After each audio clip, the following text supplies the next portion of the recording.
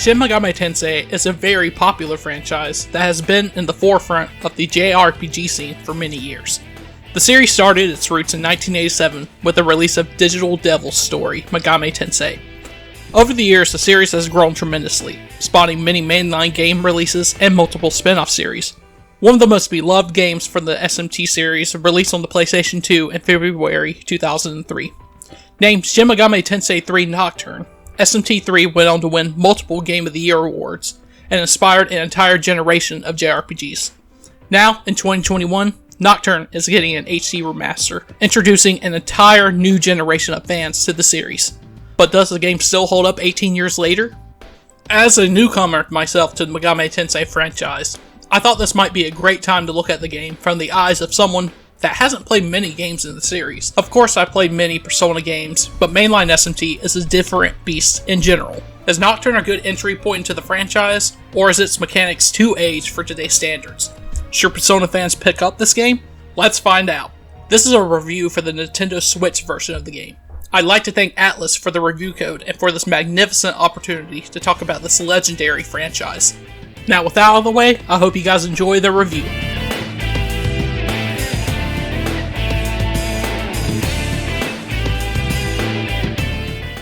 The story of Nocturne is fairly simple yet interesting. You play as a student in modern-day Tokyo that is going to visit his teacher who is in the hospital. You meet up at the hospital with your friends and find it to be deserted. Naturally, you go and search the empty and creepy hospital for your teacher because who just wouldn't run away? Along the way, the apocalypse kind of happens outside the hospital. Labeled as a conception, the entire world is turned into a vortex world and is meant for recreation. Oh, and you're also turned into a half-human, half-demon during the conception. No big deal. Labeled as the Demi-Fiend, you go on to find your friends, fight demons, and find answers to the other mysteries surrounding the new world that you're in. Let me be frank for a second, or Naoki, because that's what I named my character. The story isn't completely engrossing at first glance. The simple plot is good enough, but can't carry the entire game by itself. If you came into Nocturne HD looking for an intricate story, you might be a little disappointed at first. However, the story really picks up in the latter half of the game. For obvious reasons, I won't cover that for spoilers. However, the game is much more than a story. Nocturne is well known for its gameplay, setting, and music. So let's discuss all of that next.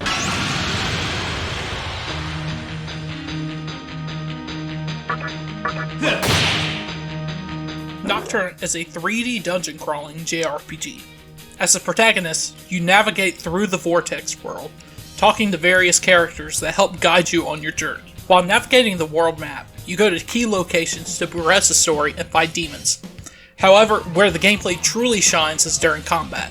It may look like another turn-based JRPG from a distance, but Nocturne's battle system is very intricate and revolutionary. Dubbed as the press turn battle system, the number of turns your team has is represented by these symbols on the screen. As you use attacks or skills, the symbols start to disappear, indicating that your turns are over and it's time for the opposing team to act. You can land critical hits or hit an enemy's weakness. If you do that, the symbol can start glowing, indicating you have earned another half turn. It's kind of like a one more from the Persona series, but it's much more satisfying to earn. You see, these battles take time and preparation. It's very easy for even a single enemy in Nocturne to overwhelm you and your team if you're not sufficiently prepared. The game puts a big emphasis on attacking an enemy's weakness, using buffs for your attacks and defenses, and debuffs against your enemies. If you don't go into this game wanting to learn the game mechanics, you're in for a tough time. Speaking of difficulty, let me cover the different difficulty modes that this game has to provide. The base game contains normal and hard settings. A new difficulty, Merciful, was made as free DLC for the game. When you pick up and play the game for the first time, please try normal difficulty. Even if you're not familiar with JRPGs, normal difficulty is very fair and the best way to experience the game. As for the other two difficulties, Merciful is extremely unbalanced and too easy. You can beat strong bosses just using the auto battle feature the game has. Now, if you absolutely hate yourself and your life and want no enjoyment out of the funner game, by all means, pick the hard difficulty. Just don't say I didn't warn you. Now, as a side note, you can also adjust these difficulty settings as you progress during the game. So if you get stuck in a tough boss fight and just can't win, you can turn down that difficulty setting if you wish. As a fan of the Persona games, while the gameplay was very different from what I was used to, It wasn't long before I learned the system and started kicking some demon ass. It's a very addictive and rewarding gameplay experience.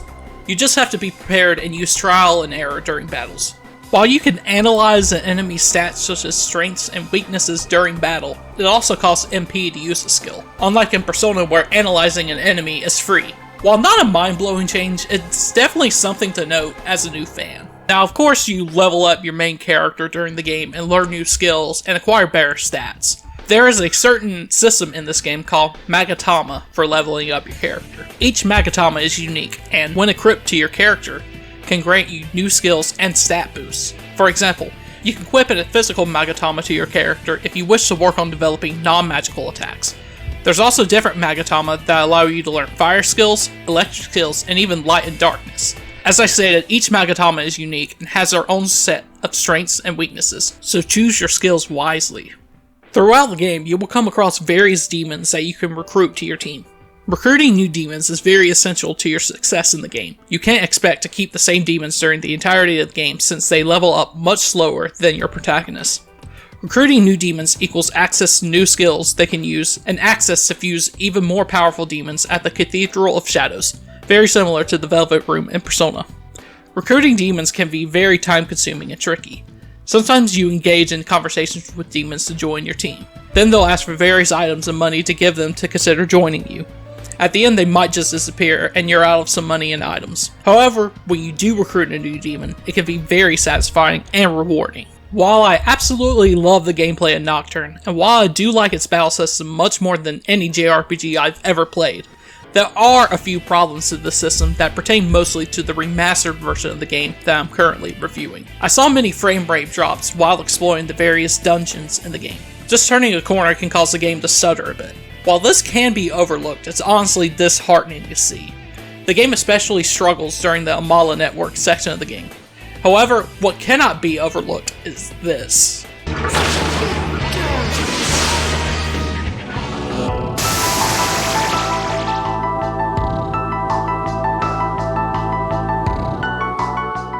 The performance of the game during battles can only be described as frustrating at times, and the performance issues during in-game cutscenes is absolutely embarrassing. Did you see that silky smooth 5 frames per second during Matador's entrance? Matador isn't that hard to beat, by the way, don't believe the memes. Did you see the drops while using a skill during battle? While these performance problems don't make the game unplayable, it's absolutely unacceptable for a remastered PS2 game to be struggling this much on new hardware. This remaster had issues during the original Japanese release that were never fixed, and that remains true for the US release. It's almost embarrassing and inexcusable to a point. However, I can say that I truly adore the combat. It kept me engaged for hours and never got boring. Performance hiccups can be annoying, but the gameplay is so superb that I can almost overlook the performance flaws. Side note, if you're playing this game mostly undocked, the game doesn't have nearly as many performance issues, but there's still a few here and there. Handheld is definitely the best way to go with this title.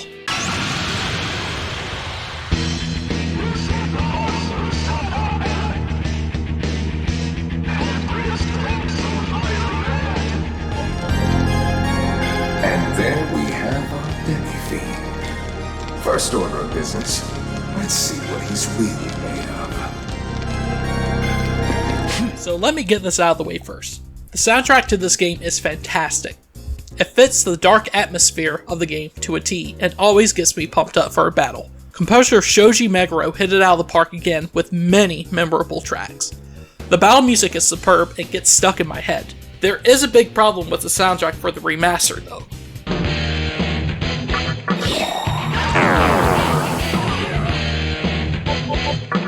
The audio is so compressed that it's extremely distracting. It sounds like ATLUS lost the original masters for the music, and instead of ripping a CD, they chose to download the soundtrack from LimeWire and put it in the game. I get saving space to an extent, but my god. Now, something new to this remaster that ATLUS added is voiceovers for the characters. While not every bit of dialogue is voice acted, it's definitely a great addition to the game. The dub is great and features big name voice actors such as Laura Post, Robbie Damon, and Ray Chase. The addition of voice acting really gives life to the scenes and the characters. This was a fantastic effort all around and a great choice for this game. The presentation of Nocturne HD Remaster. Okay, so here's where things get weird. I understand that this is a PS2 game from 2003 that was put into Unity and released into the wild. We've got some decently good looking in-game models and environments in the game. However, when the game isn't rendering in real time, Enjoy your last moments as a human.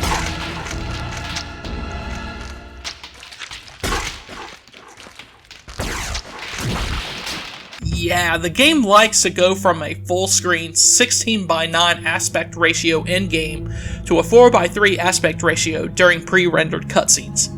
If you thought that was bad, check out the title menu. This change totally takes me out of the immersion of whatever scene preceded it. The fact that ATLUS couldn't have remade these scenes or even stretched them to a 16:9 aspect ratio is beyond my comprehension. It's extremely distracting and does not look good at all. I don't want to sound too negative about the presentation of the game. Yes, the menus look a little dated. No, the textures aren't mind-blowingly detailed. No, the animations aren't super intricate. These all might sound like negatives, but this is a game from 2003. This wasn't meant to be on the same level graphically or technically like a Final Fantasy remake or a modern Yakuza game.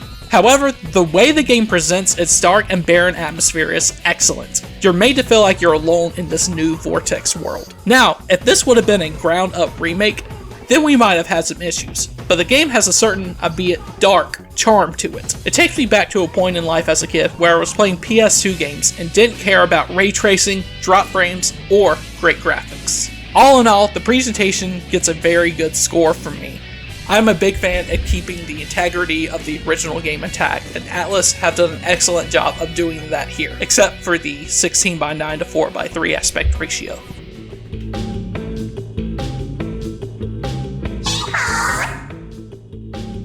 So this brings a question.